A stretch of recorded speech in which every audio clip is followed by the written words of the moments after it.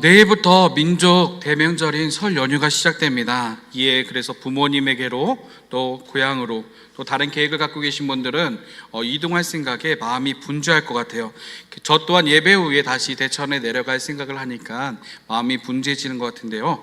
그런 여러분들의 마음의 안정과 평안함을 위해서 제가 짧고 은혜되는 설교로 여러분에게 도움이 되고자 합니다.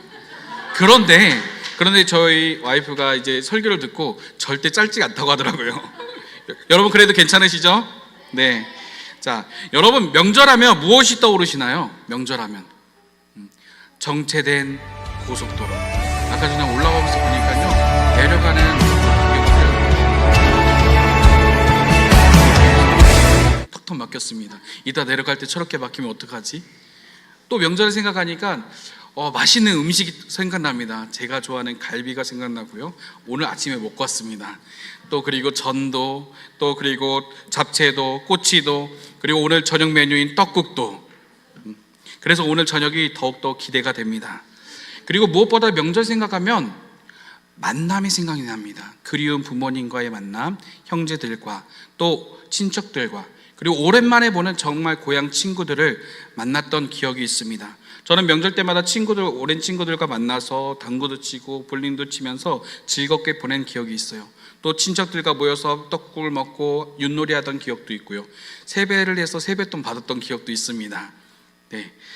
이렇게 우리는 명절이 아니지만 요새는 명절에 큰 집이 모이기보다 개인은 또 가정별로 여행을 많이 가는 것 같아요. 그 밖에 명절이 아니더라도 우리의 삶 속에서 살아가면서 수많은 사람들과 다양한 만남을 갖고 있습니다. 그래서 여러분에게 질문 드리고 싶어요. 여러분의 삶 가운데 기억되는 중요한 만남이 있으신가요? 중요한 만남. 저는 저희 아내를 만난 게 정말 중요한 만남입니다. 네, 사랑합니다. 네. 그리고 우리 자녀들을 만난 거, 또 그리고 무엇보다 우리 더평강교회를 만나고 이용주 목사님을 만나고 우리 목사님들과 우리 성도님들을 만난 게 정말 중요한 만남이라고 생각합니다. 그 밖에도 우리는 아침에 눈을 떠서부터 잠이 들 것까지 손에서 스마트폰을 놓지 않고 또 SNS든지 유튜브든지 카톡으로 수많은 매체를 통해서 다양한 사람과 만나는 만남의 홍수 속에서 우리는 살아가고 있어요. 근데 그럼에도 역설적으로 현재를 살아감에 있어서 가장 큰 질병 중에 하나가 바로 고독함이라고 합니다. 외로움이라고 합니다. 많은 것을 보고 듣고 그것을 통해서 나름의 대리만족을 느끼려고 하고 있지만 현실은 전혀 변한 것이 없기 때문에 우리 마음속에 메마름과 그리고 공허함이 있다는 거예요. 고독함이 있다는 거예요. 수백 명의 팔로워를 갖고 있으며 그들과 소통하며 연결되어 있는 사람들도 있지만 그들의 내면에 그들 영혼 깊이 감춰져 있는 그 갈증을 털어놓을 곳이 없다는 겁니다. 세상의 만남은요, 대부분 기브 앤 테이크의 만남입니다. 내가 가치가 있어야 하고 내게 이익이 됐을 때만 유지되는 그런 기능적인 만남이 세상적인 만남입니다. 우리도 마찬가지 아닙니까? 우리 가운데 남들에게 말 못할 고민들과 슬픔들, 또 가슴 속에 남겨져 있는 그런 가슴앓이들이 있을 것입니다. 공허함이 있을 것입니다. 그리고 그 가운데 파생되어져 나오는 성공에 대한 욕심들, 행복에 대한 욕구들. 그런데 그 세상의 그 무엇으로도 그 영혼의 평안함과 만족함을 채울 수가 없다는 것입니다. 아니, 잠깐 채울 수 있다고 생각하실 수도 있어요. 근데 그건 채워진 게 아니라 잠깐 잊어버린 겁니다. 누구나 다 이런 고민을 갖고 있는 것 같아요. 아픔을 갖고 있고 공허함을 갖고 있는 것 같아요.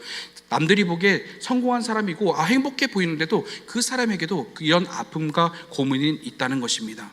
여러분, 행복을 추구하기에, 성공을 추구하기에 세상의 가치와 성공, 그 기준에 의거해서 채우고자 합니다. 외모에 관심 있는 사람은요, 자신의 외모를 더 가꾸기 위해서 하나를 고칩니다. 눈을 고치면 또 이제 코가 마음에 안 들어요. 코를 세우고 싶고, 자꾸 이렇게 고치고 하다 보면 중독됩니다. 만족함이 없는 거예요. 학벌과 스펙은 현대사회에서 중요하면서 기본이 되는 요소입니다. 어느 곳에서나 높은 학벌과 자격증 소유가 기본이 되어가고 있어요. 점점점 높아지고 있어요, 기준이. 남들보다 조금 더 이익을 얻기 위해서는 더 많은 자격증이 필요하고요, 더 높은 학력과 많은 성과가 필요하다는 것이에요.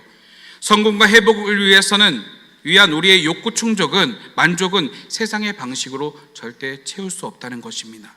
밑 빠진 독에 물을 채워넣기나 다름없다는 거예요. 수많은 만남 속에서 서로에게 영향을 주지만 성공과 행복을 위해서 나아가고 있지만 진정한 나를 위한 것이 없기 때문에 우리 가운데 있는 그 공허함과 고독한 그 메마름은 채울 수 없다는 것입니다. 이렇게 우리 가운데 수많은 만남이 있지만 그것으로 우리의 영혼의 만족함을 채울 수 없다는 거예요. 성경에도 여러 가지 만남이 있습니다. 삼손과 드릴라 같은 경우는 잘못된 만남이었어요. 삼손은 드릴라를 만남을 통해서 자기 자신을 무너뜨리게 됩니다. 사명을 잃게 돼요. 그러나 반면에 절망 속에서 소망을 찾는 은혜로운 만남도 있었습니다. 우리 작년 수련회 때 배웠던, 겨울 수련회 때 배웠던 보아스와 룻의 관계가 그랬습니다. 또 변화의 만남도 있었습니다. 우리 지난주에 한대호 목사님께서 말씀을 전해주셨는데 예수님을 만남을 통해서 바울이 변화됐습니다. 핍박자에서 전도자로, 또 사역자, 사도로 변화된 바울. 근데 한순간에 그렇게 바뀌었다고 해서 사람들이 인정해주지 않습니다. 사람들이 바울을 보고 함께하지 않습니다. 그러나 10년이란 그 시간 속에서 광야 같은 시간을 버티고 견뎌낸 바울에게 이제 바나바가 찾아가서 안디옥으로 데려오기 시작하면서 그 바울의 과거의 실수를 덮어주고 사역죄로 세워주는 그런 격려의 만남도 있었습니다. 우리가 이렇게 이런 것을 봤을 때 한 사람의 인생을 살아가면서 누구를 만나고 누구와 관계를 맺는 것은 인생의 방향에 정하는 데 있어서 정말 중요한 일인 것 같습니다. 그래서 우리 그리스도인에게 반드시 필요한 만남이 있는데 바로 하나님과의 인격적인 만남인 줄 믿습니다. 오직 하나님과의 인격적인 만남으로만 우리의 목마름과 고독함과 그 갈급함을 채울 수 있는 거예요. 남편 5을 두었지만 여전히 목말랐던 수가성 여인에게 예수님의 만남을 통해서 이 여인의 인생이 변화되었던 것처럼 말입니다. 그래서 오늘 저는 말씀을 통해서 현대인의 자화상이라 할 수 있는 삭개오를 통해 저와 여러분의 삶을 진단하고 인격적인 하나님과의 만남을 이룰 수 있는 시간이 될 수 있길 간절히 소망합니다. 그렇다면 어떤 게 인격적인 만남일까요? 단순히 지식으로 아는 것을 넘어 마음과 마음을 통하는 관계로 들어가는 것을 말할 수 있습니다. 이 인격적인 만남은 일방적이지 않아요. 여러분 BTS 아시죠? 아이돌. 이 BTS라는 사람에 대해서 다 알고 있습니다. 그 팬들은 그 사람들의 생일부터 해가지고 모든 걸 정보를 알고 있어요. 이렇게 정보를 알고 있는데 BTS가 나랑 친하다고는 말하지 않아요. 일방적인 거죠. 이게 바로 지식적인 만남이라는 거예요. 제가 손흥민을 너무 좋아합니다. 그래서 손흥민 경기를 보고 하이라이트도 보고 손흥민의 어디 팀에 있는지 뭐 이런 것도 다 알고 있습니다. 그런데 손흥민하고 저하고는 친분 관계가 아무것도 없습니다. 안타까워요. 손흥민을 볼 때마다 저는 되게 친밀함을 느끼는데 손흥민을 저를 모른다는 게 너무 속상해요. 그래서 저는 인격적인 만남은 뭐냐? 정보를 아는 것에 그치지 않고 관계를 맺는 것이라고 생각합니다. 하나님과의 인격적인 만남이란 하나님을 지식적으로 아는 것으로 끝나는 것이 아니라 하나님을 따라서 사는 것, 하나님과 관계를 맺고 그로 인해서 내 삶의 변화가 이루어지는 것을 말하는 것입니다. 우리가 하나님을 알고 있습니다. 말씀을 통해서 하나님은 이런 분이시구나, 이렇게 관람정의가 되어서 보는 것이 아니라 지켜보고 그냥 많은 것이 아니라 일방적으로 있는 것이 아니라 일방향이 아니라 양방향이란 거예요. 하나님 앞에 내 마음속의 고민들과 아픔들, 감추고 싶은 비밀까지 솔직하게 털어놓고 하나님을 향해서 나아갑니다. 말씀을 통해 임하시는 하나님, 찬양을 통해서, 기도함을 통해서, 자연 만물을 통해서 나에게 말씀하시는 것을 경험하는 것을 말해요. 그리고 그 경험을 통해서 우리 삶이 자연스럽게 변화되는 것입니다. 여러분의 절친들과 함께 카페에 가서 수다를 떨면 아무 별다른 얘기, 중요한 얘기도 아닙니다. 그냥 마음 터놓고 얘기하다 보면 여러분의 마음은 어떻습니까? 그냥 속이 다 시원합니다. 그렇지 않나요? 저는 그래요. 네, 저는 속이 시원하고 다시 살아갈 힘이 나는 것 같아요. 이런 거와 같다는 거예요. 하나님과 깊은 교제함 속에서 모든 것을 다 놓아내고 하나님과의 그 관계 속에서 응답받는 그런 경험이 있어야 된다는 거예요. 여러분에게 정말 소중하고 존경할 만한 사람이 있다면 그 사람을 만나면 여러분 어떻게 하고 싶습니까? 그 사람을 닮고 싶겠죠. 그죠? 그리고 그 사람이 좋아하는 일을 하고 싶어 해요. 하나님을 인격적으로 만나면요, 억지로 강제로 규칙에 얽매여서 지키는 것이 아니라 사랑하기에 그분이 기뻐하시는 삶을 살고 싶어지는 거예요. 그래서 우리 삶이 자연스럽게 하나님의 뜻에 합한 삶으로 변화되는 것을 말하는 것입니다. 오늘 본문에서 또 한 사람의 인생이 예수님을 만남을 통해서 완전히 변하게 된 사람에 대해서 말씀해 주고 있습니다. 그 주인공이 바로 삭개오입니다. 삭개오는 예루살렘으로 올라가는 길목이자 모욕루의 중심이었고 교통의 요충지였던 여리고에서 세리장이었어요. 이 세리장이라는 사람은 뭐냐? 풍요로운 경제 도시에서 세금 시스템을 장악한 권력자라는 겁니다. 그는 세상 기준으로 봤을 때 성공적인 만남을 이어온 사람이었어요. 로마 제국의 권력자와 줄이 다 있고 백이 있었어요. 든든한 백이 있었습니다. 돈을 따르는 관계 속에 있었어요. 마치 현재를 살아가는 우리가 추구하는 성공적인 삶의 모습이라고 할 수 있는 거예요. 하지만 성경에서 그의 상태를 이렇게 말하고 있습니다. 3절 말씀해 보시니까 키가 작고 사람이 많아 할 수 없다고 되어 있습니다. 여기서 키가 작다는 것은 삭개오의 신체적인 특징을 말해주기도 하지만 신학적으로 봤을 때 자격이 없음, 연약함을 상징하기도 합니다. 당시 유대 사회에서 신체 조건은 하나님의 복과 연관지어 있었어요. 삭개오의 작은 키는 그의 막대한 부와 대조적으로 그가 영적으로나 사회적으로나 얼마나 위축되어 있는지 시각적으로 보여주는 것입니다. 그래서 삭개오의 작은 키, 그의 열등감도 보여주는 것이죠. 우리도 마찬가지예요. 학벌을 쌓고 인맥을 넓히고 통장의 잔고를 늘리기 위한 그런 기능적인 만남에 치중합니다. 이런 기능적인 만남은 상대를 수단으로 자신이 가진 기능이 쓸모가 있어야 관계가 유지되기 때문에 이득은 취할 수 있어요. 유익은 될 수 있어요. 그러나 내 자신에 대한 만족함이 없기 때문에 그 마음속에 공허함이 있다는 거예요. 고독하게 된다는 거예요. 마음이 답답하다는 거예요. 삭개오는 여리고에서 가장 부유한 사람이었지만 진심으로 마음을 터놓을 친구가 없었어요. 모든 만남이 돈과 권력으로 기능으로 엮여 있었기 때문에 주변에 사람들은 정말 많이 있었습니다. 그러나 그의 내면은 지독하게 고립되어 있었고 고독한 가운데 있었다는 거예요. 사람들은 뒤에서 삭개오를 죄인이라고 비난합니다. 사실 삭개오의 그 막대한 부는 자신의 이웃의 눈물이었습니다. 당시 세리는 로마 제국을 위해서 동족의 돈을 걷어 바치는 역할을 했기 때문에 로마의 앞잡이로 낙인 찍혀 있었습니다. 또 그 당시에는 로마가 정한 할당량보다 더 많은 것을 걷어서 차액을 챙기는 것이 합법적이었기 때문에 그들의 우두머리였던 삭개오는 얼마나 많은 부를 축적했겠습니까? 그리고 같은 동족의 입장에서 그는 정말로 매국노였고 죄인이었고 배신자였다는 것입니다. 사랑하는 더평화함교회 성도 여러분, 진정한 나를 알아주는 만남이 없는 그 성공은요, 감옥과 같은 거예요. 마냥 행복하고 즐거울 거라 생각하지만 그 실상은 답답합니다. 공허합니다. 뭐라 말할 수 없는 목마름이 있어요. 오늘 여기에는 각자의 처해진 환경과 상황이 모두 다 다를 것입니다. 어떤 고민이 있고 어떤 아픔이 있는지 저는 알지 못하지만 한 가지 확실한 것은 세상이 추구하는 가치 기준에 의한 만남에 우리가 매몰되어 살아가고 있다면 나의 진정한 행복과 성공적인 인생은 없다라는 것입니다. 아니, 지금은 아니라 할지라도 그것이 내 마음속에 우리 삶 속에 곪고 골면 언젠가 터져나가게 될 것이라는 것이에요. 삭개오는 깨달았습니다. 사랑과의 만남, 돈과의 만남, 세상의 가치 기준으로는 이 갈증이 해결되지 않는다는 걸 알았어요. 그 가운데 예수님께서 여리고로 들어오셨다는 소식을 알게 됩니다. 처음 삭개오는 어쩌면 그랬을 수도 모르겠습니다. 처음 예수님께서 소문의 인물이 오신다니까 연예인 보듯이 구경 갔을지도 모릅니다. 그러나 삭개오 내면 속에 있는 그 절박함이 그를 돌 무화과 나무 위로 올라가게 합니다. 키가 작은 삭개오는 비난의 대상이었고 누구 하나 쉽게 비켜주지 않아서 예수님을 볼 수 없었어요. 그래서 그는 주님을 만나기 위해서는 돌 무화과 나무로 올라가게 되었습니다.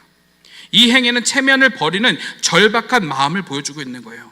세리장이라는 그 권위 있는 인물이 아이처럼 나무에 매달려서 있는 모습은 사람들에게 비웃음을 살 수 있는 좋은 소재거리가 될 수 있었습니다. 그럼에도 삭개오는 자신의 사회적 지위와 체면을 예수님을 보고 싶어하는 그 갈망과 맞바꾸게 된 것인 겁니다. 그때 놀라운 일이 일어나죠. 수많은 인파를 지나가시던 예수님께서 나무 아래 멈춰서 고개를 들어 바라보시면서 드디어 삭개오는 예수님과 만나게 됩니다. 예수님과 만나게 된 삭개오의 인생에는 세 가지 결정적인 변화가 일어납니다. 첫 번째 변화가 바로 열등감이 끝나고 자신을 사랑하게 된다는 겁니다. 삭개오는 키가 작다고 했어요. 신체적으로. 그는 평생 자신의 단점과 열등감을 가리기 위해서 어쩌면 돈과 권력에 목매였는지도 모르겠습니다. 그런데 예수님은 나무에 매달려 있는 그를 보고 그의 이름을 불러주십니다. 5절 말씀에 보니까 삭개오야 속히 내려와라, 내가 오늘 내 집에 유하여야겠다 하시니 라고 되어 있습니다. 예수님은 삭개오를 처음 봤어요. 그의 이름을 알고 부르셨다는 거예요. 근데 내가 먼저 저는 삭개오입니다 말하지도 않았는데 예수님은 그의 이름을 알고 계셨다는 거예요. 세상은 그를 매국노다, 앞잡이다, 부자다, 죄인이다라고 불렀지만 예수님의 그의 존재 자체인 그 이름을 부르셨다는 거예요. 예수님과 만나면 내가 누군가의 대상이 아니라 존재로서 인정받는 것입니다. 쉽게 말해서 당신이 나에게 무엇을 해줘서 좋은 것이 아닙니다. 그냥 당신이라서, 그냥 복음이라서 좋은 겁니다. 또한 삭개오가 예수님을 초대하지도 않았어요. 예수님 우리 집에 가시죠 이렇게 초대하지도 않았어요. 예수님께서 먼저 내 집에 가야겠다고 말씀하십니다. 여러분, 하나님을 만나면요, 세상이 나를 평가하던 그 잣대들로부터 자유로워지게 되는 거예요. 세상이 평가하는 나의 학벌과 외모와 재산과 위치와 권력으로부터 자유로울 수 있다는 거예요. 하나님이 내 이름을 아시고 나를 사랑하신다는 그 사실, 언제나 우리에게 먼저 찾아온다는 그 사실을 깨닫는 순간 남과 비교하면서 괴로워했던, 공허했던 그 열등감의 역사가, 비교의 역사가 끝나게 된다는 거예요. 우린 지난 수련회 때 나는 야곱이다라는 주제로 은혜를 받았습니다. 삼촌 라반의 품을 떠나 다시 고향으로 돌아가던 야곱은 형 에서가 400명의 군대와 함께 오겠다는 소식을 듣고 두려워합니다. 그리고 그의 성향대로 비겁한 행동을 합니다. 무리를 나누고 앞세우고 자신은 맨 뒤에서 언제든지 도망갈 준비를 합니다. 그러던 중 하나님이 먼저 그에게 찾아오셨습니다. 찾아오신 하나님 앞에 야곱은 처음으로 자신의 정체성에 대해서 고백합니다. 내 이름이 무엇이냐? 저는 야곱입니다. 그동안 자신의 힘과 능력으로 살아오면서 속이는 사기꾼 기질이 풍부했던 야곱이 하나님 앞에 고백하고 하나님의 은혜를 갈구하기 시작합니다. 결국 속이는 자 야곱이 하나님과 겨루어 이긴 이스라엘의 12지파의 이름을 이루는 이스라엘이라는 이름을 받게 됩니다.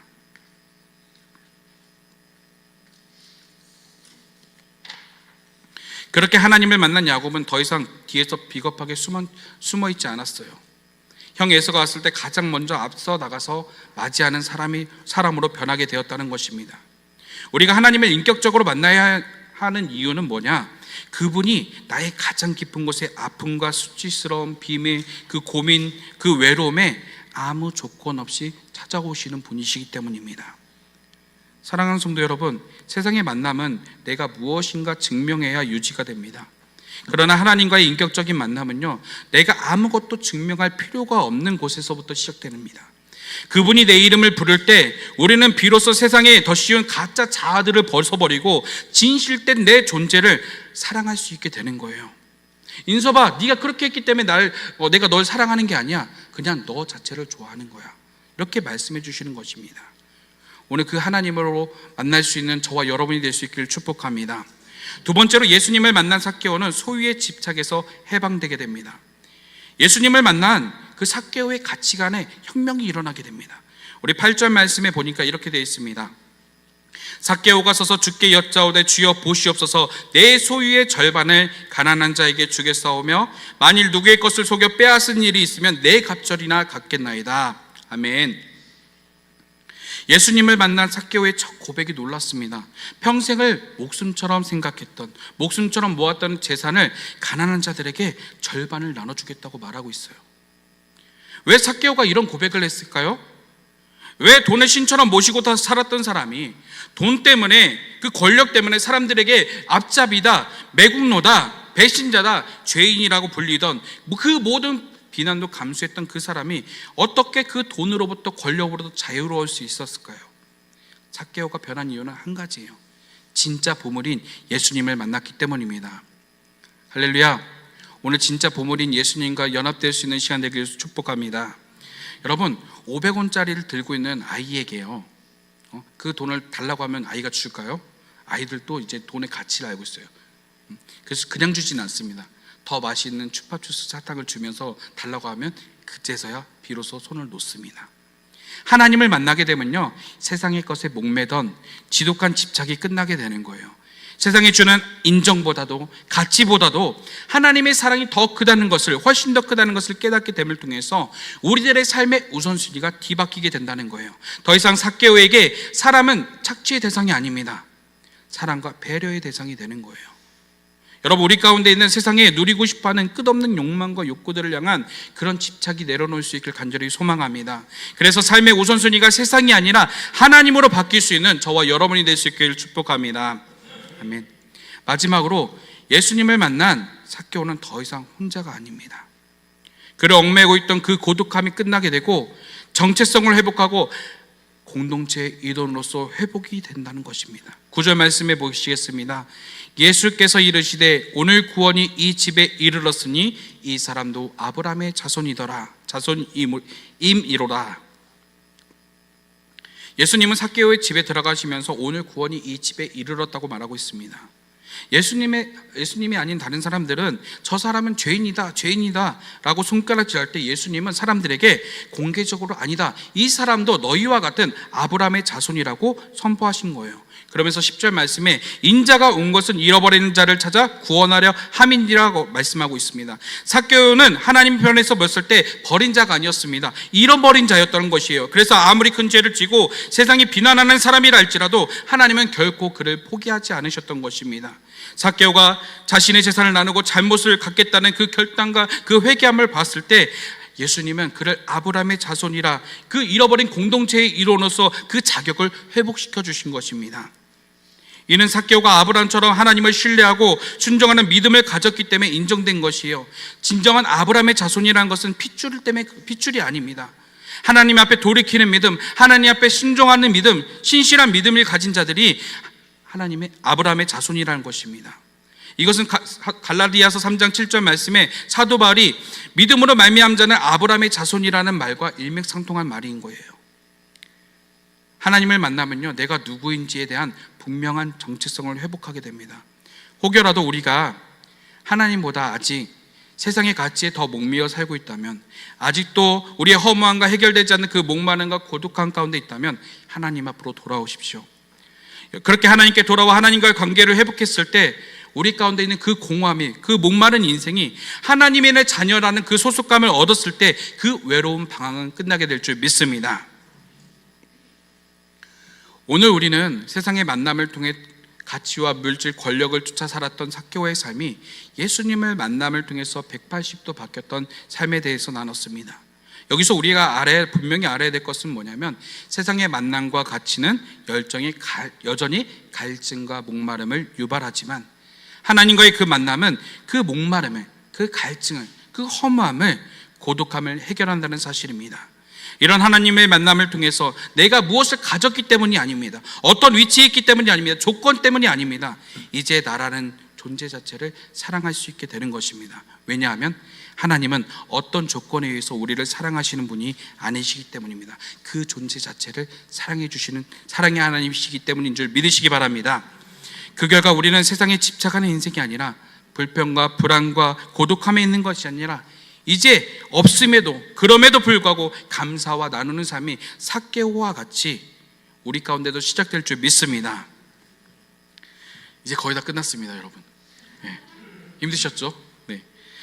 여러분, 영화 신의 악단 보셨습니까? 우리 덕평강교에서도 번개 모임을 해서 같이 영화를 봤었는데요, 영화를 통해서 많은 부분이 은혜가 되었어요. 그리고 우리가 이렇게 마음껏 찬양하고 기도하고 말씀 읽고 말할 수 있는 것에 감사하게 되었습니다. 한편으로는 북한의 지하 교회와 또 하나님의 말씀과 자유를 갈망하는 성도들을 봤을 때 너무나 가슴 아프게 됐습니다. 우리가 북한 교회를 위해서 기도해야 되는 이유가 있는 줄 믿습니다. 그리고 영화 주인공이었던 보이부 장교였던 박교순에 대해서 오늘 잠깐 얘기하고 싶은데요, 그는 예수 믿는 사람들을 잡아 체포하고 고문하고 반동문자를 잡아들이는 일을 하던 사람이었습니다. 그런 그에게 한 가지 특명이 내려오게 됩니다. 가짜 찬양단을 만들어서 외화벌이를 위해서 반드시 성공시키라는 특명이 오게 되고, 그 대가로 보이부 부장이라는 그 출세의 길을 보장받게 됩니다. 그래서 그는 어릴 적 자신의 어머니를 잃어야 했던 주 원인인 성경을 읽게 됩니다. 또 성공을 위해서 찬양하고 기도하게 됩니다. 혁명적으로 행동했기 때문일까요? 하나님께서 그 보이부 장교였던 박교순에게 찾아오십니다. 계속해서 십자가가 보여요.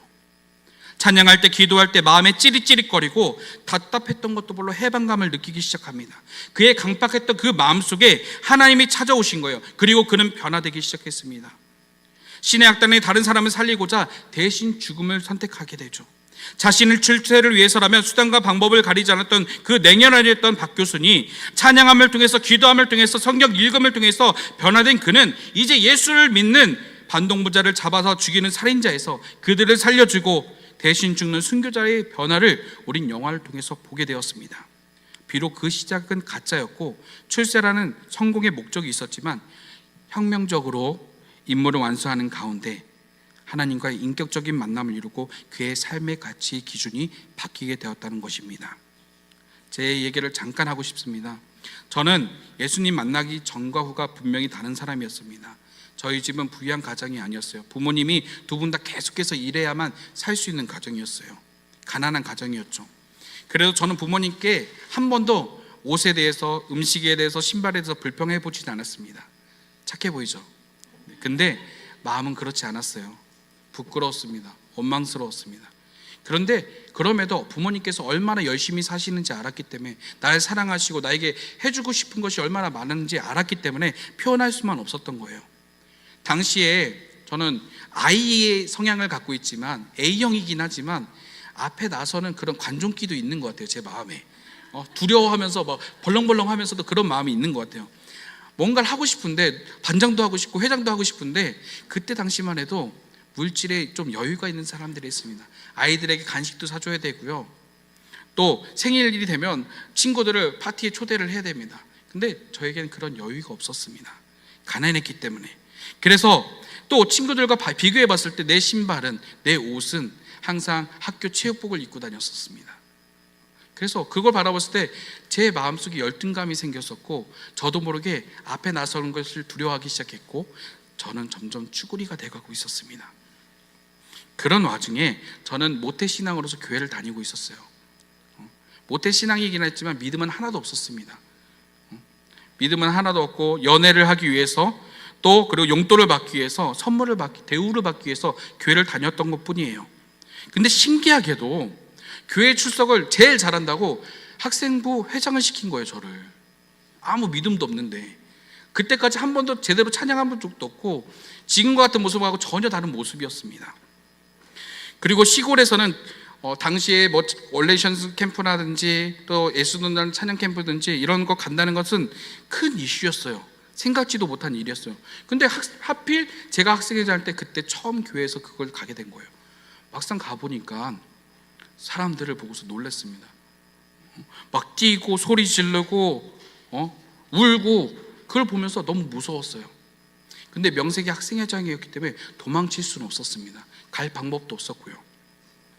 그런 와중에 이제 막 기도하면서 이제 하스테반 선교사님의 안수역 기도를 하는 걸 봤는데, 이제 체면이 있어서 이제 멀뚱멀뚱 서 있지는 못하고 또 실눈을 뜨면서 이렇게 쳐다보고 있었어요. 그러면서 중얼중얼거리고 있었어요. 기도하는 척. 근데 신기하게 안수기도 받을 때마다 사람들이 푹푹 쓰러지는 거예요. 저는 그걸 보면서 두고 보자, 난 절대 안 쓰러질 거야. 이 가짜 광신도들 하면서 이러고 있었어요. 네. 그리고 나서 이윽고 제 차례가 와도 하스반 선교사님이 제 머리에 딱 앉는 순간 저는 하나님을 만나게 됩니다. 그동안 제가 말씀을 통해서 들었던, 지식으로 알았던 예수님을 영접하게 됩니다. 그 다음부터 내 삶의 변화가 되었어요. 지식으로 하던 예수님이 나의 구원자, 예수님이 나를 위해서 죽으시고 십자가에 돌아가셨다는 그 사실들이 믿어지기 시작한 거예요. 정신을 차려보니 얼굴에 온통 눈물로 범벅이었고, 나도 모르는 소리로 기도하면서 누워있더라고요. 이상했어요. 이상한 경험이었어요. 그런데 내 마음속에 그 변화, 진짜 하루 사이에 그렇게 변한 거예요. 소심했던 내가 찬양 부르는 제일 앞에 나가 있습니다. 강대상 올라오라고 하면 제일 먼저 나가서 십자가 붙들고 기도하기 시작합니다. 뭐라고 기도했는지도 몰라요, 그때는. 근데 저를 앞으로 나오게 하신 것 같아요, 하나님이. 그때부터 제 삶이 변화되고 지금의 춤추는 예배자로서 저희는 이 자리에 서게 됐습니다. 그래서 저는 춤추면서 뛰면서 찬양하는 걸 너무너무 행복합니다. 왜냐하면 제가 받은 은혜가 그랬기 때문에. 우리 교회가 그런 춤추는 찬양의 열정이 넘치는 교회가 될 수 있기를 축복합니다. 하나님의 만남을 통해서 저의 가치관과 삶의 목적, 그리고 아무에게 말할 수 없던 내 마음의 목마름과 아픔과 그 공허함을 해결할 수 있었어요. 오늘 하나님과 인격적인 만남을 통해서 참된 평안과 행복을 누릴 수 있는 저와 여러분이 될 수 있기를 축복합니다. 근데 여기서 한 가지 중요한 것이 있어요. 하나님과 인격적인 만남을 이뤘다고 해서 끝난 것은 아니에요. 핍박자였던 바울이 다메섹에서 예수님을 만나서 변했다고 끝난 것이 아니었어요. 사람들의 인정을 받지 않았다고 했어요. 바울 또한 다소에서 10년이라는 세월을 버티고 견뎌야 했습니다. 그리고 타우루스 산을 넘어서야 했고요. 안디옥에 이르러서 제자들 가르침을 통해서 비로소 그리스도인이라 인정받게 됐고 사역자로 세움받게 되었다는 겁니다. 우리가 작년에 성탄 연합 예배 때 강찬 목사님을 모시고 찬양 콘서트로 예배를 드렸습니다. 마지막 곡이 하나님을 만나면 끝난 것이다 라는 곡이었습니다. 찬양의 가사를 보면 하나님을 만나면 끝난 것인데 기도를 쉬지 말래요. 말씀을 붙들으래요. 예배에 집중하고 찬양을 멈추지 말라고 해요. 절대 포기하지 말고 하나님을 믿으라고 말하고 있습니다. 여러분, 우리는 어쩌면 바울처럼 광야의 시간을 걷고 있는지도 모르겠습니다. 우리가 하나님을 만났다고 해서 우리에 대한 시선과 평가, 삶의 현실은 쉽게 바뀌지 않을 겁니다. 그럼에도 그 광야의 시간을 버티고 견디어내서 타우루스 산을 넘어갈 수 있길 간절히 축복합니다. 하나님을 아는 것으로 끝나는 것이 아니라 하나님과 깊은 관계를 맺고 삶 속에서 예수님을 따라 살아감을 통해서 하나님의 선한 영향을 끼치며 하나님의 뜻을 세워나갈 수 있는 참 그리스도인으로서 인정받을 수 있는 저와 여러분이 될 수 있길 축복합니다. 마지막입니다. 진짜로. 세상의 만남은 갈증을 주지만 하나님과의 만남은 생명을 줍니다. 사랑하는 성도 여러분, 인생을 바꾸는 만남 지금 시작하십시오. 기도하시겠습니다. 언제나 우리에게 먼저 찾아와 손 내밀어 주시고 안아주시는 사랑의 하나님, 오늘 우리가 하나님과 인격적인 만남을 통해서 이제 지식적으로 아는 것에 그치는 것이 아니라 하나님의 말씀에 따라 살아감을 통해서 하나님의 뜻을 세워나갈 수 있는 저희들이 될 수 있도록 인도하여 주시옵소서. 감사드리며 예수님의 이름으로 기도드렸습니다. 아멘.